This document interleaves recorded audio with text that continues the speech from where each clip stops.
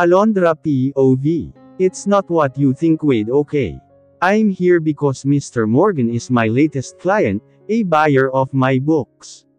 Kagagaling ko lang ng office niya because we had a discussion about business matters, at hanggang doon lang iyon.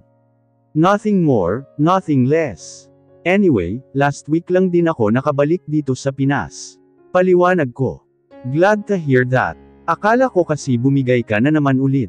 Well, I'm happy to see you again here, pagkatapos ng almost 9 years mong pamamalagi sa New York. Anyways, kumusta ka naman? Hindi na no. Haha, natuto na ako. Maayos naman ako. Ikaw, kumusta ka din? Tanong ko na sa unang bahagi ng sinabi, ay may bahid ng kasinungalingan. Ever since, close naman talaga kami nitong si Wade.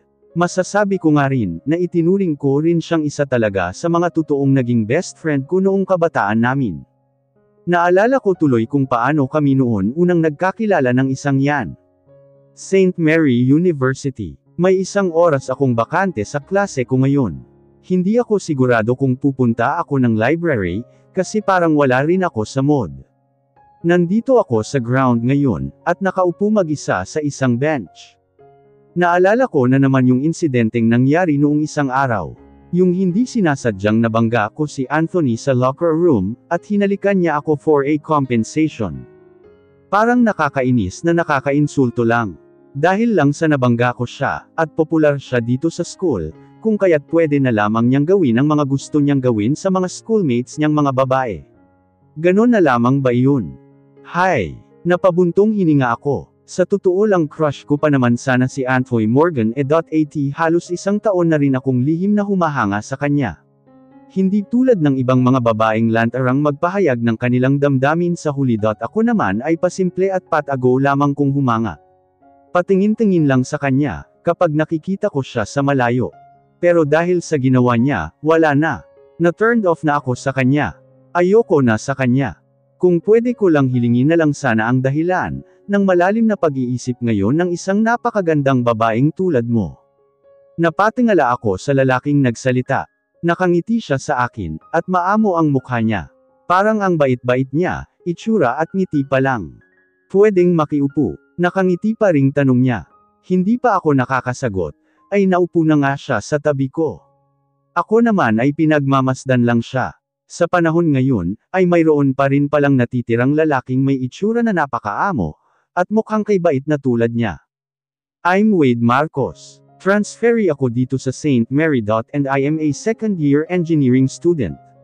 Ikaw, miss. Sabi niya sabay lahad ng isang kamay, para makipag-shake hands. Kung makitungo siya sa akin, para bang matagal ko na siyang kaibigan, gayong ngayon ko pa nga lamang siya nakita. Tinignan ko lang ang kamay niyang nakataas. Nag-aalinlangan ako kung tatanggapin ko ito o hindi. Nang akmang ibababa na sana niya, dahil parang wala naman akong planong abutin yun, ay doon ko pa yun tinanggap. Alondra Meyers, Freshman's Ed English. Nag-aalinlangan ko pang pagpapakilala. Your name suits you. Ang ganda. Puri pa niya. Binawi ko na ang kamay ko. Since transferee ako rito, at ikaw pa lang ang una kong nilapitan at nakilala, Miss Alondra. Pwede bang maging kaibigan kita? Nag-alinlangan ako. Tinignan ko lamang siya at sinuri. Magiliw lang siyang nakangiti sa akin. Mukha naman siyang mabait kaya wala namang masama kung pagbibigyan ko siya, sa pakikipagkaibigang nais niya, di ba? I smiled at him. Tanggalin mo na ang miss, pwede namang Alondra or Indra na lang, and yes, we can be friends. Gumuhit ang kasiyahan sa mukha niya. Talaga Alondra, pumapayag ka. Masaya ring tumango-tango ako. Mukha ka namang mabait kaya okay lang naman siguro. Nagulat pa ako nang hawakan niya ang dalawang kamay ko. Tuwang-tuwa siya. Salamat Alondra. Natatawang binawi ko ang mga kamay ko. Hindi pa tayo ganoon ka-close no? Kaserang sabi ko. Hehe, sorry, at tuluyan kaming nagkatawa ng dalawa. At doon na nagsimula ang magandang friendship naming dalawa, ng isang Wade Marcos. Better because I saw you again. Haha, grabe, laki na rin ang pinagbago mo, you look fiercer, but you're still as pretty as you were in 17. Sus, Wade, bolero ka pa din hanggang ngayon. Tatawa-tawa kong sabi sabay mahinang hinampas siya sa braso. Aray ko po, nakakaisa ka na kaagad, kahit kakikita pa lang natin ulit ah. Tatawa-tawa ring sabi niya, at kunway napahawak sa braso na hinampas ko. Nag-inarte pang sumakit iyon. Sus! As if namang malakas yung paghampas ko dun no. Naiwala pang ang kalahati yung lakas ng hampas ng kamay ko, sa tigas ng muscles ng braso niya. Taong to, hahawala pa rin talagang ipinagbago. Nakakatuwa lang. Hayan tuloy. Tuluyan na kaming nagkatawa ng dalawa. Para lang kaming bumalik sa pagiging teenager namin noong mga college pa lang kami, na nagkukulitan at nagkakatawanan. Anthony POV. Lingid sa kaalaman nina Alondra at Wade, habang masaya silang nagtatawa ng dalawa. Ako naman ay nakamasid at nanunood lang sa kanila. Naikuyong ko ang mga kamao ko. Habang pinanunood ang kasalukuyang masayang senaryo sa pagitan ng best friend ko, at ng dati kong nobya. Naparito ako dahil sinundan ko si Alondra, ilang minuto kasi kanina nang umalis siya, at napansin ko ang briefcase na naiwan niya sa table ko, nang matapos ang maayos na business discussion naming dalawa. Agad kong kinuha ang briefcase, at sinubukan siyang hanapin, para sundan at ibalik sa kanya ang naiwan niya. Nang nasa likod na niya ako, at halos abot kamay ko na siya, tatawagin ko na lang sana siya, when suddenly she bumped a man. Tutulungan ko pa nga sana siyang pulutin ang mga papeles niyang nagkalat sa sahig. But when I recognized the man, I eventually changed my mind, at nagtago na lang sa isang sulok, while watching the whole scenario between the two of them. Kung gaano ang mga ito kasaya nang makitang muli ang isa't isa. I cannot deny the fact that seeing them happily reunite made my heart ache. Naalala ko tuloy kung paano kung naging mortal na karibal noon si Wade sa puso ni Alondra, noong mga college pa lang kami. 2006, Mary University. Simula nang ipakilala ni Wade ang special someone umano nito sa amin. Who happened to be Alondra. Pati ang dalawang kaibigan ng dalaga, ay naging close na rin namin ng barkada, yung tatlong girls. True friends. Walang halong kalandian, because from the start, hindi naman kasi talaga flirt ang tatlo. Studious nga at mababait. Habang nagtatagal at lagi kong nakikita, at nakakasama si Alondra, kahit hindi ko naman siya nakakausap, dahil sa tatlo silang magkakaibigan, at sa anim kaming magkakabarkada ni na Wade, ay hindi rin naman talaga kami naging close na dalawa. Siguro ay dahil na rin doon sa insidente sa locker, na hanggang ngayon ay walang kahit ideya si Wade, at ilang pa rin si Alondra sa akin. Ako naman kasi ang klase ng taong, kapag alam kong ayaw akong kausapin o kaibiganin, ay hindi rin ako magtatangkang maunang pumansin. Pero dumating pa rin sa puntong hindi ko na maitanggi pa sa sarili kong minsan, ay nakakaramdam na ako ng inggit kay Wade, kapag kasama nito si Alondra. Minsan pa nga natatagpuan ko na lamang ang aking sarili, sa kahilingang sana ako na lang ang naunang lumapit sa dalaga, dahil baka sakaling imbes na ang best friend ko, ay ako siguro ngayon ang nasa posisyon niya, at higit na mas may karapatan kay Alondra. Sa paglipas ng mga araw, hindi pa rin nakakahanap ng lakas ng loob si Wade, para ipagtapat kay Alondra ang tunay niyang damdamin, para sa dalaga. Minsan may mga pagkakataon ring nakakasama ko si Alondra, nang kaming dalawa lang, kapag nakakasalubong o nakakasabay ko siya sa campus. Ang bawal at itinatagong lihim na pagtingin ko sa dalaga, ay mas lumalim pa ng isang araw, ay nagkaroon kami ng pagkakataong magkasamang dalawa. And then I just realized how lovely she was. She was truly like an angel sent from above. A pretty and innocent angel. Totally different from those common women, na naikama ko na. Para bang siya na ang babaeng nakita ko na ang sarap na mahalin ng tunay, at seryosohin ng isang katulad ko. But many times I told to myself, na hindi na pwede, because this girl's already reserved for my best friend. Ngunit isang araw ay nagawa ko ang isang bagay na ikinagulat ng lahat, ng barkada, ng best friend ko na kahit ako ay hindi ko rin lubos akalaing magagawa ko. Isang hapon sa gym, sa basketball court, katatapos lang naming mag-practice ng teammates ko, at kaming anim na lamang ng barkada ko ang naiwan. Tapos na rin kami magpalit ng kanya-kanya naming mga damit, at nakaupo na lang sa mga bleachers para magpahinga. Todo kuha ng papuri si Wade, mula sa barkada sa maganda raw umano nitong performance sa game ngayong araw. Halos lahat kasi ng shot na nagpapanalo sa game, ay nagmula sa kanya. Ewan, sinuwerte lang siguro ako ngayong araw. Humble na sagot niya sa mga kaibigan namin. Sus, kunwari ka pang humble Wade. Hahaha, patutsyada ni Jonas. Nagkatawanan ang 5. Maglaro ulit tayo Wade, but this time one-on-one game. Bigla kong seryosong panghahamon sa kalagitnaan ng pagsasaya nila. Nagulat silang 5, napatahimik at napatitig sa akin, with a question mark on their faces. At kung sino ang mananalo, there will be a consequence.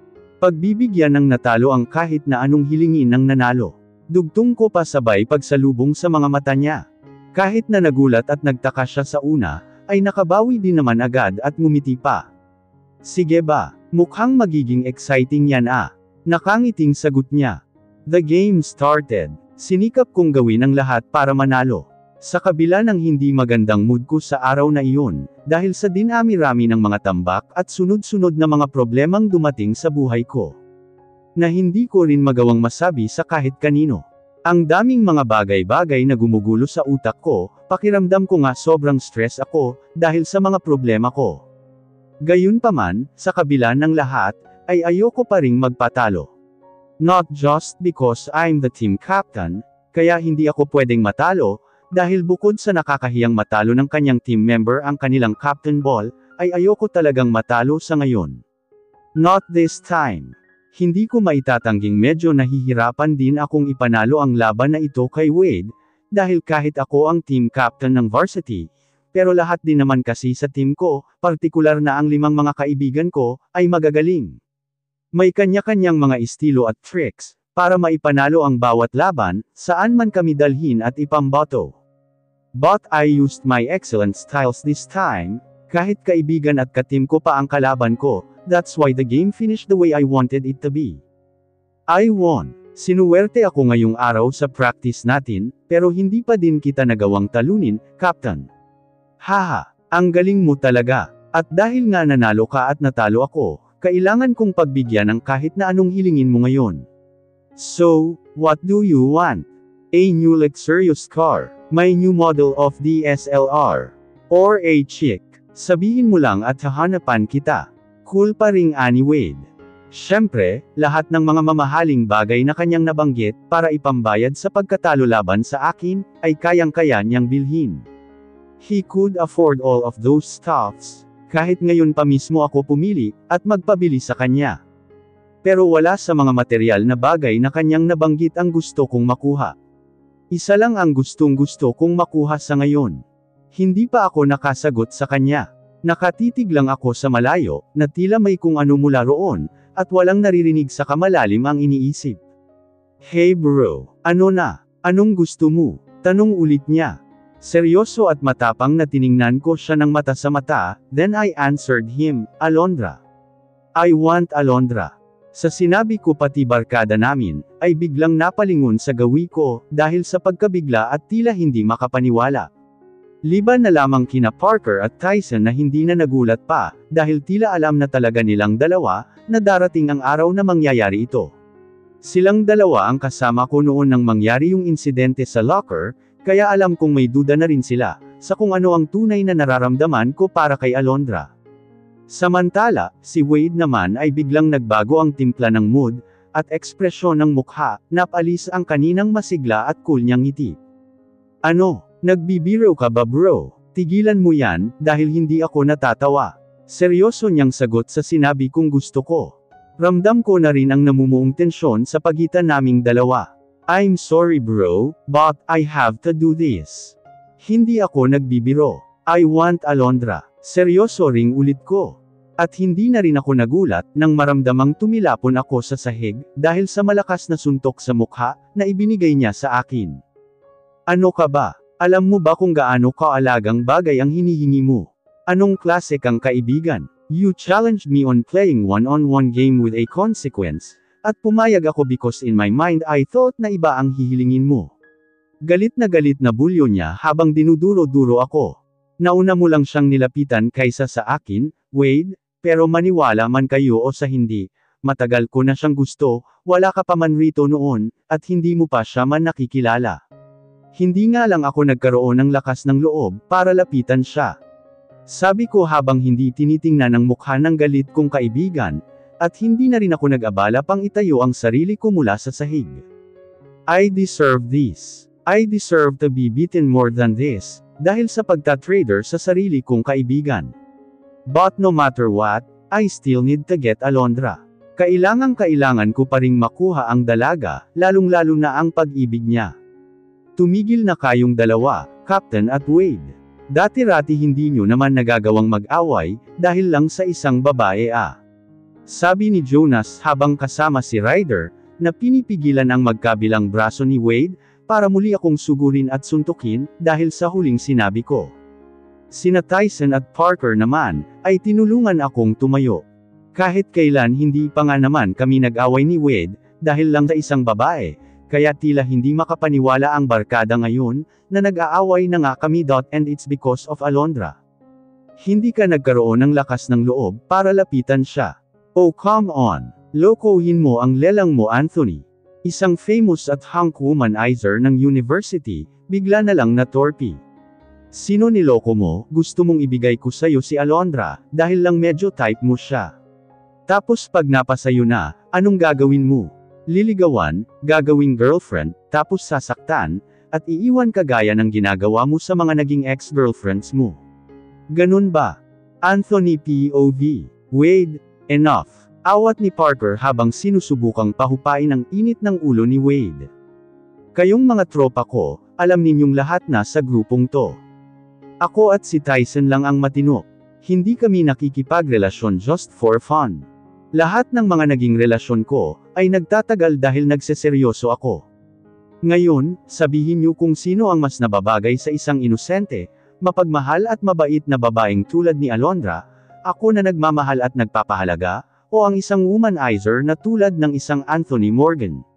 Di ba ako naman? Kaya sorry na lang dude, hilingin mo na ang lahat-lahat. But definitely not Alondra, dahil hindi ko siya ibibigay sa'yo. Patapos na ani Wade, kasabay ng marahas na pagtanggal ng magkabilang braso niya, mula kina Ryder at Jonas. Then he left. Hindi pa doon natapos ang lahat, dahil desidido talaga akong mapasaakan si Alondra, ano pa man ang mangyari. Nakatambay akong mag-isa sa isang lumang classroom sa may bandang corridor, isang hapon. Inaabangan ko ang pagdaan ni Alondra, dahil sa pagkakaalam ko, magkikita silang dalawa ni Wade.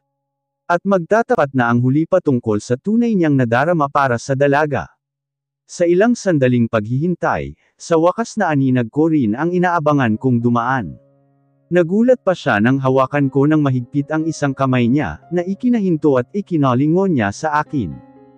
Captain Anthony, nandyan ka pala. Anong ginagawa mo dyan? Nag-iisa ka? Sunod-sunod na tanong niya nang makabawi sa pagkagulat. Saan ka pupunta? Sa library ba kung saan naroon si Wade? Seryoso kong tanong, habang matamang nakikipagtitigan sa kanya ng mata sa mata, ignoring all of her questions.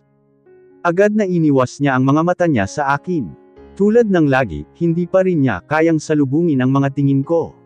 Para bang nahihiya na naiilang pa rin siya sa akin o ano?